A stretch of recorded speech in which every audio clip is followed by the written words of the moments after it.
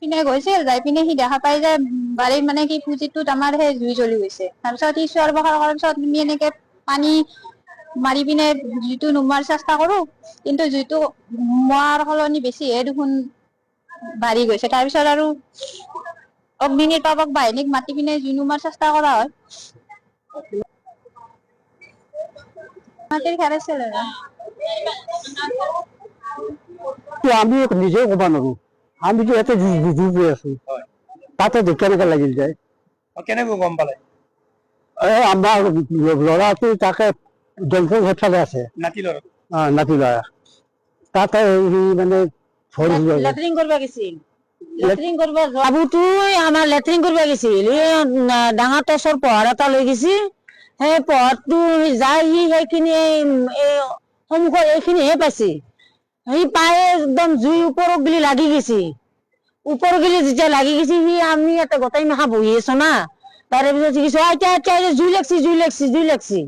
তাৰপিছত যেতিয়া জুই লগা বুলি কৈছে আমি গোটেইকেইটা দাউৰ দিছো, দাউৰ দি বাল্টিঙেদি পাইপেদি মটৰৰ পাইপেদি আৰু কল মাৰি মাৰি আৰু পানী ঢালি আছো। আৰু পানী খেৰৰ জুইটো নুমাব নোৱাৰো না, আমি হাবি গৈছো। আৰু তাৰপিছত আৰু এনেকে কোনোবা কোনোবা গম পালা, গম পাই আৰু এই গাড়ী মাতছি, গাড়ীৰো আৰু সেই না ডাইৰেক্ট মানে ঠিকনাটো নাপাই না, সেইকাৰণে অলপ আহাত দেৰি হ'ল। এতিয়া সেনেকে পানী মাৰি মাৰি আছো। এতিয়া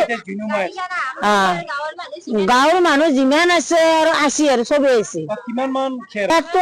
4-5 বিঘা মাটিৰ খেৰ আছে, 5 বিঘা মাটিৰ খেৰ। এই অলপতে চালিখান মানে ফিটিং কৰি দিয়া গৈছে, তাৰপিছত খুলবা নৰে হে নৰে। 6,000 মান টকাৰ খেৰ আছে আৰু তাতে আৰু মই আৰু খামৰা লগে আৰু নাৰাও কাটি দিছো। বাৰিষা টান পৰে কাৰণে, বাৰিষা টান পৰে, চব খেৰৰ ওপৰতে ৰাখিব লাগিব। গৰু আছে, সেই গৰুৰ কাৰণে খেৰ খিনি ইমান যত্ন কৰি ৰখা যায়। এতিয়াতো আৰু শেষে হ'ল আৰু নেটৰ খেৰ নাবাচে, খেৰটো নাবাচে।